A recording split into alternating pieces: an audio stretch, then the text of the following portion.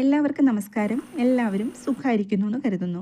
ഇന്നത്തെ റെസിപ്പി വഴുതനങ്ങ പുളിങ്കറി. ചോറിൻ്റെ കൂടെ കഴിക്കാനായിട്ട് സൂപ്പർ ടേസ്റ്റ് ആയിട്ടുള്ളൊരു കറിയാണ്.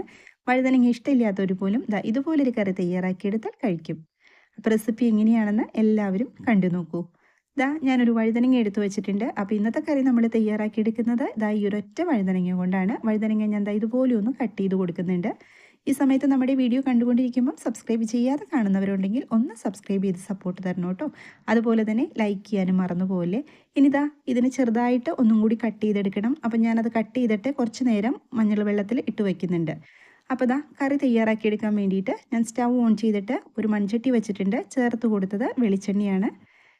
വെളിച്ചെണ്ണ നന്നായിട്ട് ചൂടായി വന്നു കഴിയും. അതിലേക്ക് കുറച്ച് കടുക് ചേർത്ത് കൊടുക്കുക. ഒരു 1/4 ടീസ്പൂൺ കടുകും അതുപോലെ തന്നെ 1/4 ടീസ്പൂൺ ഉലുവയും കൂടി ചേർത്ത് കൊടുക്കുക. ഉലുവയും കടുകും ഒക്കെ നല്ലപോലെ ഒന്ന് പൊട്ടി വന്നിട്ടുണ്ട്. ഈ ഒരു സമയത്ത് കുറച്ച് കറിവേപ്പിലയും കൂടി ചേർത്ത് കൊടുക്കുക. എന്നിട്ട് നല്ലപോലെ ഒന്ന് ഇളക്കി യോജിപ്പിച്ച് കൊടുക്കുക.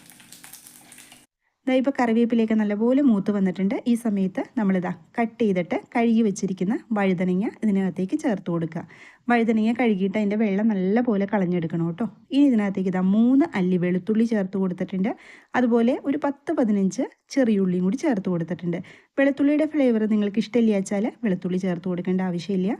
ഇനി നമ്മൾക്ക് ഇത് നല്ലപോലെ ഒന്ന് വഴറ്റിയെടുക്കണം. ചെറിയ തീയിലിട്ടിട്ട് വേണം കേട്ടോ ചെയ്തെടുക്കാനായിട്ട്. ഇതിപ്പോൾ കുറച്ച് നേരം ഒന്ന് വഴഞ്ഞു വന്നിട്ടുണ്ട്. ഈ ഒരു സമയത്ത് നമ്മൾക്ക് ഇതൊന്ന് അടച്ചു വെച്ചിട്ട് കുക്ക് ചെയ്തെടുക്കണം.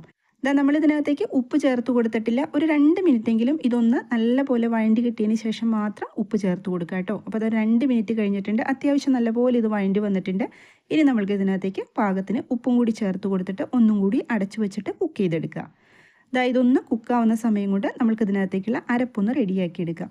മിക്സിയുടെ ജാർ എടുത്തിട്ടുണ്ട്. അതിനകത്തേക്ക് ചേർത്ത് കൊടുത്തത് നാളികേരത്തിൻ്റെ കൊത്താണ്. ചെറിയ നാളികേരം നിങ്ങളുടെ കയ്യിലുണ്ടെങ്കിൽ അത് ചേർത്ത് കൊടുത്താലും മതി കേട്ടോ. ഇനി ഇതിനകത്തേക്ക് ചേർത്ത് കൊടുക്കേണ്ടത് ഒരു 2-3 അല്ലി വെളുത്തുള്ളി. നമ്മൾ നേരത്തെ വെളുത്തുള്ളി ചേർത്ത് കൊടുത്തിട്ടുണ്ട്. അപ്പം ഞാൻ 2 അല്ലി വെളുത്തുള്ളി ചേർത്ത് കൊടുത്തിട്ടുണ്ട്. അതുപോലെ 3 ചെറിയുള്ളിയും കൂടി ചേർത്ത് കൊടുത്തിട്ടുണ്ട്. ഇനി ഇതിനകത്തേക്ക് വേണ്ടത് മഞ്ഞൾപ്പൊടിയാണ്. 1/4 ടീസ്പൂൺ മുതൽ 1/2 ടീസ്പൂൺ വരെയാകാം മഞ്ഞൾപ്പൊടി. ഞാനിപ്പോൾ ഒരു 1/4 ടീസ്പൂൺ മഞ്ഞൾപ്പൊടി എടുത്തിട്ടുണ്ട്. ഇനി ഇതിനകത്തേക്ക് എരിവിനാവശ്യമായിട്ടുള്ള മുളക് പൊടി ചേർത്ത് കൊടുക്കുക. ഞാൻ 1 ടേബിൾ സ്പൂൺ മുളക് പൊടി എടുത്തിട്ടുണ്ട്. ഒരുപാട് എരിവുള്ള മുളക് പൊടിയല്ല, അതുകൊണ്ടാണ് 1 ടേബിൾ സ്പൂൺ എടുത്തത്. ഇനി ഇതിനകത്തേക്ക് ചേർത്ത് കൊടുക്കേണ്ടത് മല്ലിപ്പൊടിയാണ്. മല്ലിപ്പൊടി 1/4 ടേബിൾ സ്പൂൺ മല്ലിപ്പൊടി ചേർത്ത് കൊടുത്തിട്ടുണ്ട്. ഇനി ചെറിയ ജീരകം ഒരു 1/4 ടീസ്പൂൺ എടുത്തിട്ടുണ്ട്. അത് 1/4 ടീസ്പൂൺ മുതൽ 1/2 ടീസ്പൂൺ വരെ ആവാം കേട്ടോ. അതുപോലെ തന്നെ കുറച്ച് കുരുമുളകും കൂടി ചേർത്ത് കൊടുക്കുക.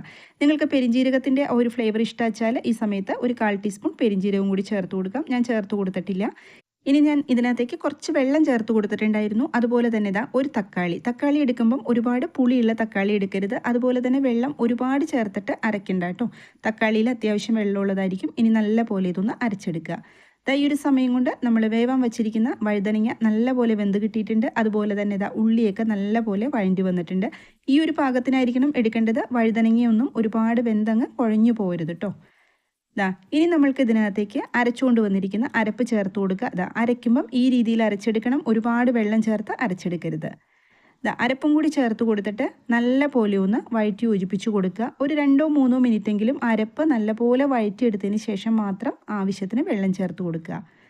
നമ്മുടേതായ ഒരു റെസിപ്പി നിങ്ങൾക്ക് വീഡിയോ കണ്ടു കഴിയുമ്പം ഇഷ്ടമായാൽ ഷെയറും കൂടെ ചെയ്ത് കൊടുക്കണം കേട്ടോ. അതുപോലെ തന്നെ ബെല്ലൈക്കൺ ഒന്ന് പ്രസ് ചെയ്തിട്ട് ഓൾ എന്ന ഓപ്ഷൻ എനേബിൾ ചെയ്ത് വെക്കണേ. അപ്പോഴാണ് ഞാൻ അപ്ലോഡ് ചെയ്യുന്ന വീഡിയോസിൻ്റെ എല്ലാ നോട്ടിഫിക്കേഷൻ നിങ്ങൾക്ക് കിട്ടുള്ളൂ. ഇതിപ്പോൾ നല്ലപോലെ ഒന്ന് വഴറ്റിയെടുത്തിട്ടുണ്ട്. ഇനി നമ്മൾക്കിതിനകത്തേക്ക് പാകത്തിന് വെള്ളം ചേർത്ത് കൊടുക്കുക. ഞാൻ സ്വല്പം വെള്ളം ചേർത്ത് കൊടുക്കുന്നുണ്ട്. നമ്മൾ ആ മിക്സിയിൽ ജാറിനകത്തേക്ക് കുറച്ച് തിളപ്പിച്ചാറി വെള്ളം ചേർത്ത് കൊടുത്തിട്ട് അതാണ് കേട്ടോ ഒഴിച്ചു കൊടുത്തത്. എന്നിട്ട് നല്ല പോലെ ഒന്ന് ഇളക്കി യോജിപ്പിച്ച് കൊടുക്കുക. ഇനി ഉപ്പൊക്കെ നോക്കിയിട്ട് ഇല്ലാച്ചാൽ ഉപ്പ് ചേർത്ത് കൊടുക്കുക. നമ്മൾ കുറച്ച് ഉപ്പാണ് ആ വഴുതനങ്ങ വഴറ്റിയെടുത്ത സമയത്ത് ചേർത്ത് കൊടുത്തിട്ടുള്ളൂ. അപ്പം ഞാൻ കുറച്ചും കൂടെ ഉപ്പ് ചേർത്ത് കൊടുക്കുന്നുണ്ട്. ഇനി നമ്മൾക്ക് ഇതിനകത്തേക്ക് ചേർത്ത് കൊടുക്കേണ്ടത് വാളംപുളി. നമ്മളിന്ന് തയ്യാറാക്കിയെടുക്കുന്നത് വഴുതനങ്ങ പുളിങ്കറിയാണ്. അപ്പോൾ ഒരു നെല്ലിക്ക വലിപ്പത്തിൽ പുളി എടുത്തിട്ട് നല്ല പോലെ ഒന്ന് പിഴിഞ്ഞ് അതിൻ്റെ ഒരു ജ്യൂസാണ് ചേർത്ത് കൊടുത്തത്. എന്നിട്ട് നല്ല പോലെ ഒന്ന് ഇളക്കി യോജിപ്പിച്ച് കൊടുക്കുക. ചെറിയ തീയിലിട്ടിട്ട് വേണം കേട്ടോ ചെയ്തെടുക്കാനായിട്ട്.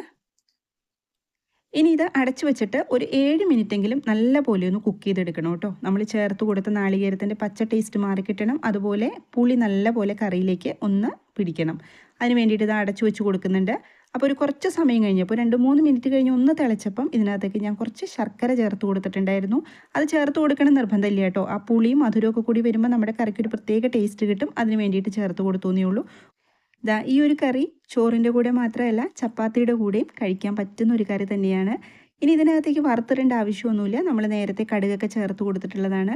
ഇനി ഇതിനകത്തേക്ക് മല്ലിയിലയുടെ ഫ്ലേവർ നിങ്ങൾക്ക് ഇഷ്ടം വെച്ചാൽ ഈ സമയത്ത് മല്ലിയില ചേർത്ത് കൊടുക്കാം. ഞാനിപ്പോൾ ചേർത്ത് കൊടുത്തത് കുറച്ച് കറിവേപ്പിലയാണ് കേട്ടോ.